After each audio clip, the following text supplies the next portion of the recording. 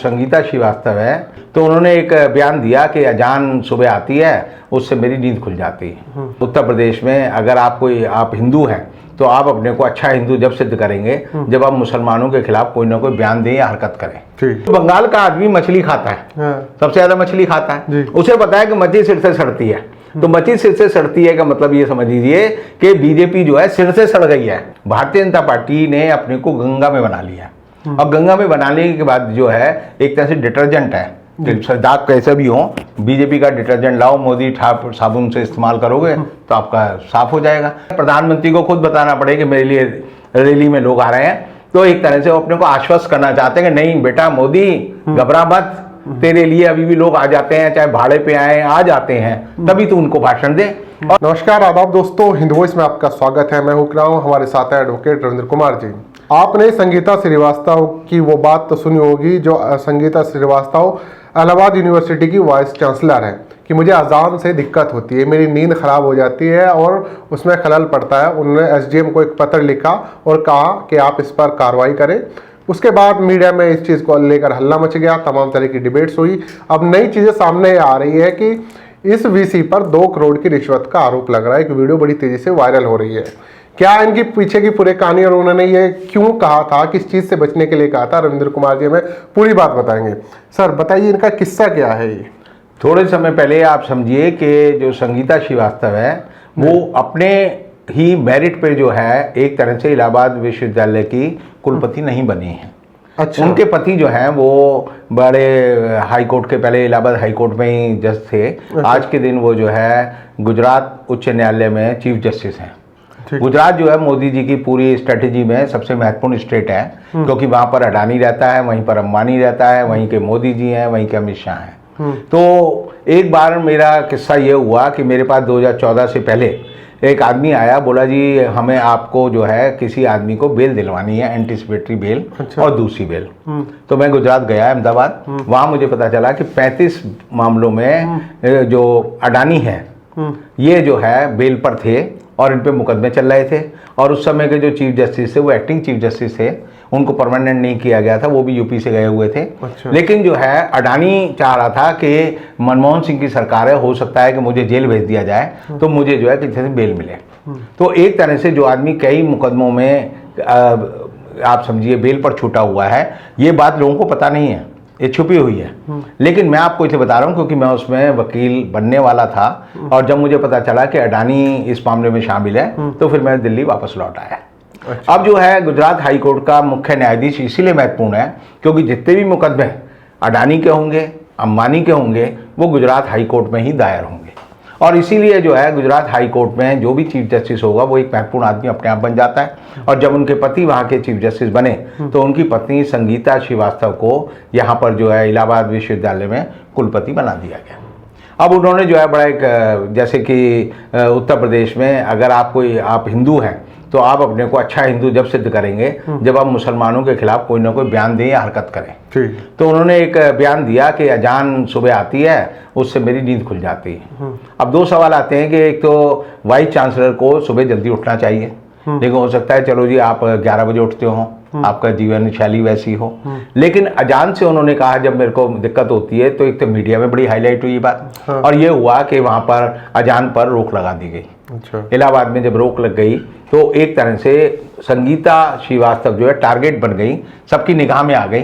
और लोगों ने जब उनकी जांच की तो पता चला कि अभी 25 मार्च को ही वहाँ पर जो है एडॉक बेस पे जो लोगों की भर्ती होनी थी, उनसे जो है जो एजेंसी उसकी भर्ती करने वाली थी उसने अपने लोगों को कहा कि भाई तुम जो है रिश्वत दो, अगर तुम्हें इंटरव्यू में आना है और नौकरी लगनी है तो आप जो 25,000 रुपये तो अभी हमें दो, और जब आपकी नौकरी लग जाएगी संविदा पे, कॉन्ट्रैक्ट पे, तब आप जो है 1,000 रुपये महीना हमें देंगे। और उन्होंने कहा, भाई लोगों ने कहा भाई क्यों दें आपको, हम तो वैसे कॉन्ट्रैक्ट लेबर पे हैं। तो उन्होंने कहा कि हमने 2 करोड़ रिश्वत जो है संगीता श्रीवास्तव को और जो उसका एक ओएसडी है उसको दी है। और जैसे ही ये बात हुई तो लोगों ने उसकी टेप बन गई। आज के ज़माने में कोई चीज़ छिपती नहीं। और अभी तक जो है संगीता श्रीवास्तव का कोई ना इस बात का खंडन आया है, ना उन्होंने कोई बयान दिया है और ना इस पर जांच शुरू हुई है। अब सवाल ये उठता है कि हमारे यहाँ न्यायमूर्ति को हमेशा भगवान का दर्जा दिया जाता है और उनकी पत्नी है, उसको हम अंग्रेजी में कहते हैं बेटर हाफ, बेटर आप मतलब अर्धांगिनी में भी अच्छा हिस्सा। जी। अब जो वो अच्छे हिस्से की हालत ये है कि 2 करोड़ रुपए रिश्वत मांग रहा है, तो जो उनका बुरा हिस्सा था, जो उनके पति हैं, उनकी क्या हालत होगी ये समझा जा सकता है। और मुझे लगता है कि इस वजह से, इस कंट्रोवर्सी की वजह से विक्रमनाथ श्रीवास्तव जो है सुप्रीम कोर्ट नहीं जा पाएंगे, वहां के न्यायाधीश नहीं बन पाएंगे। तो ये जो कंट्रोवर्सी हुई है, एक तरह से ये जो लोग कहते हैं कि ये जैसे जिसे कहते हैं डिवाइन जस्टिस, कि कुदरती न्याय है, कि उनको जो आपदा फंसी है, आपदा में अवसर वो क्या ढूंढती हैं अब ये मैं नहीं कह सकता, लेकिन जिस तरह से वो लगी हुई हैं उससे जो है एक तरह से बदनामी होती है कि किस तरह जो मोदी सरकार है हमारे जो स्वायत्त जो संस्थान है उनकी स्वायत्तता को खराब कर रही है, भ्रष्टाचार बढ़ा रही है, और हमारी न्यायिक व्यवस्था में भी भ्रष्टाचार इतना ज़्यादा हो गया है कि भ्रष्ट लोग जो है हैंड इन ग्लोव ही नहीं है, बल्कि नेपोटिज्म जिसे हम बोलते हैं कि पति पत्नी का संबंध, भाई भतीजावाद, जो रिश्तेदारी की जो भ्रष्टाचार है वो भी इस सरकार में जो है, मोदी सरकार में हद से ज़्यादा बढ़ गया है। और उसका नतीजा जो है, खमियाजा जो है उन गरीब लोगों को भुगतना पड़ रहा है जो नौकरी की आस में वहाँ पर जाते हैं। जी सर, एक सवाल मेरा और ये है कि इस तरह के लोग जो अच्छा हिंदू बनने के लिए मुसलमानों को गाली देना, जिनका आज के टाइम जरूरी हो गया है, दूसरा जो भ्रष्टाचारी है वो बीजेपी की तरफ ज्यादा जा रहे हैं, उस तरह के भी, ऐसे में क्या उनके पाप धुल जाते हैं या वो अपने गुनाह उनके छिप जाते हैं, होता क्या सर, ये मैं समझ नहीं पा रहा। देखिए, हिंदू धर्म में माना जाता है कि गंगा में डुबकी लगाओगे, हाँ। और उसमें हमने कुछ दिन चुन रखे हैं, जैसे मौनी अमावस्या का दिन है, फलानी अमावस्या का दिन है, संक्रांति का दिन है, आप गंगा में हर की पौड़ी पर जाकर या और जहाँ पर हम मानते हैं कि गंगा जी जो है उत्तरगामिनी है, जहाँ गंगा उत्तरगामिनी होती है, वैसे गंगा जो है बहती है तो कोई भी नदी जो है उत्तर से दक्षिण की ओर जाएगी, क्योंकि निचाई की ओर पानी आता है। लेकिन कुछ जगह जो है ढलान जो है वो इस तरह का हो जाता है कि उत्तर वाहिनी हो जाती है, और उसको हम जो है पवित्र स्थान मानते हैं। अच्छा। अब पवित्र स्थान मानते हैं तो वहां पर जाकर लोग अपने पाप धोते हैं। तो भारतीय जनता पार्टी अब जो है एक गंगा बन गई है। अच्छा। अब देखेंगे कि जो बीजेपी के जो तृणमूल कांग्रेस में जितने लोग आए हैं बीजेपी में, 148 लोगों को इन्होंने टिकट दिया है, और वो सारे कौन से लोग हैं जिनको वो कहते थे कि भ्रष्ट है, इनको नारद स्कैम में, शारदा चिटफंड स्कैम में जेल भेजना है। अच्छा। सीबीआई उनके दरवाजे खड़ी रहती थी। अच्छा। उनके वारंट निकलते थे, उनकी तस्वीरें आती थी को रिश्वत ले रहे हैं। लेकिन जैसे ही वो भारतीय जनता पार्टी में गए, अमित शाह ने उनको बीजेपी की सदस्यता दी, आप देखेंगे सीबीआई जो है कुत्ते की तरह उनके तलवे चाट रही है। वो जो कुत्ता जो उनको भौंकता था, काटने वाला था, वो तलवे चाट रही है। तो इसलिए जो है भारतीय जनता पार्टी ने अपने को गंगा में बना लिया।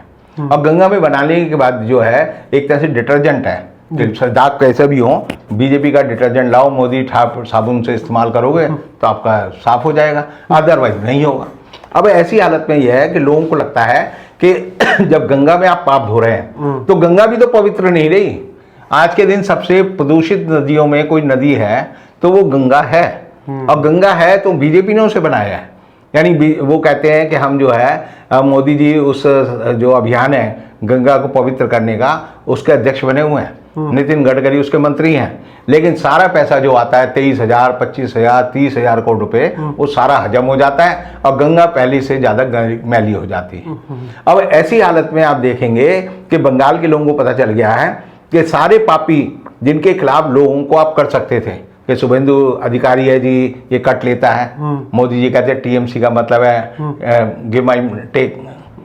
तो उस तरह जो है सारे लोग जिनसे लोग अत्याचार में पीड़ित थे वो सारे लोग भारतीय जनता पार्टी में पहुंच गए हैं।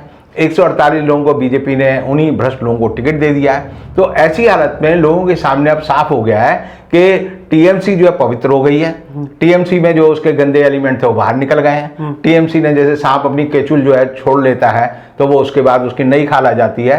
तो आज के दिन टीएमसी जो है एक बिल्कुल जो है केचुल हटी हुई जो है नाक की तरह हो गई है, और जो घटिया वाले केचुए थे, घटिया वाले कोबरा थे, वो सब जो है बीजेपी में पहुंच गए। और यही वजह है कि बीजेपी आज के दिन जो है पूरी ताकत लगाने के बाद, पूरी सीआरपीएफ लगाने के बाद, बीएसएफ लगाने के लिए, पैरामिलिट्री फोर्सेस लगाने के बाद भी वहां पर जो है अपनी रैलियों में भीड़ के लिए तरस रही है।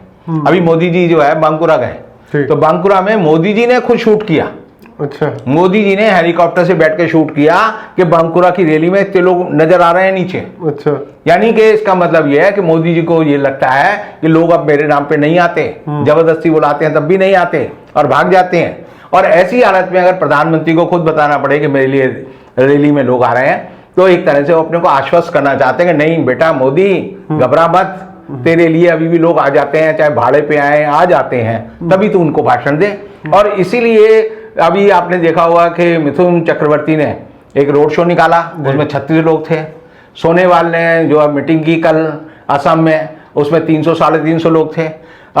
योगी आदित्यनाथ गए तो जहां पर वो भाषण दे रहे थे वहां पर जो है 100 कुर्सियां लगी थी, लोग नहीं आए तो उन्होंने 50 कुर्सी कर दी। 50 के बाद जो है 10-15 कुर्सी पे लोग बैठे रहे और बाकी जो लोग हैं दूर खड़े देखते रहे एक डिस्टेंस से कि हम तुम्हें देख तो रहे हैं लेकिन हम तुम्हारे खिलाफ हैं, तुम्हारी रैली में शामिल नहीं होंगे।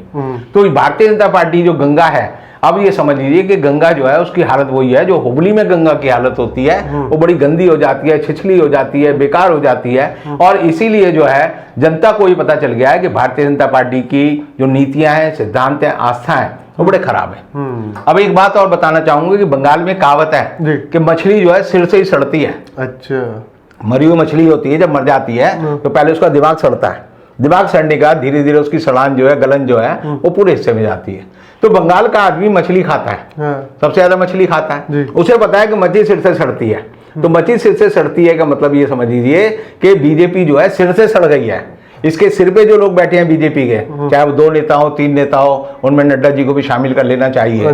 तो आप समझिए वो इसके आंख नाक कान दिमाग सब हैं, वो सड़ गए हैं, उनके दिमाग जो है वैचारिक रूप से वो सड़ गए हैं। और पूरी भारतीय जनता पार्टी का पूरा जो ढांचा है, जो कि मिस कॉल पार्टी है, जो कहती है जी हमारे बंगाल में 2 करोड़ सदस्य हैं, उनकी रैलियों में जो है 10,000 लोग नहीं आ रहे, 5,000 लोग नहीं आ रहे, 1,000 लोग नहीं आ रहे। तो इसका मतलब भारतीय जनता पार्टी सड़ चुकी है और सड़ी हुई मछली को घर में नहीं रखते। उसका एक ही काम है कि उसे दूसरी मछलियों को खाने के लिए दोबारा जो है पानी में डाल दिया जाए, क्योंकि वो आप देखेंगे ना मछलियां जब होती हैं तो दूसरी मछली को चारा देते हैं, वो मछली का ही चूरा होता है। अच्छा, मरी हुई मछली का चूरा जो होता है उसको ही वो जो है फिश के लिए दिया जाता है। तो अब जो है बीजेपी जो है उतनी सड़ी हुई मछली हो गई है। बिहार का बंगाल का आदमी, असम का आदमी, अब इवन तमिलनाडु का आदमी, केरल का आदमी, सारे और पौंडीचेरी का, ये सारी वो जगह हैं जो कि कहीं ना कहीं समुद्र के किनारे लगती हैं। और वहां के लोगों को पता चल गया कि सड़ी हुई मछली वाली जो भारतीय जनता पार्टी है ये बदबू ही देगी, हमें बीमारी देगी, हमें खत्म ही करेगी, तो इसलिए इनसे दूर रहो, इनका नाश करो, यही उनका एक उद्देश्य हो गया। बहुत बहुत शुक्रिया सर, आपने पूरा निचोड़ निकाला है इस पूरे एनालिसिस का। अब दर्शकों पे छोड़ देते हैं वो क्या राय देते हैं अपनी, और इस खबर को भी आप लोग ज़्यादा से ज़्यादा शेयर कर सकते हैं। मिलते हैं किसी और एपिसोड में।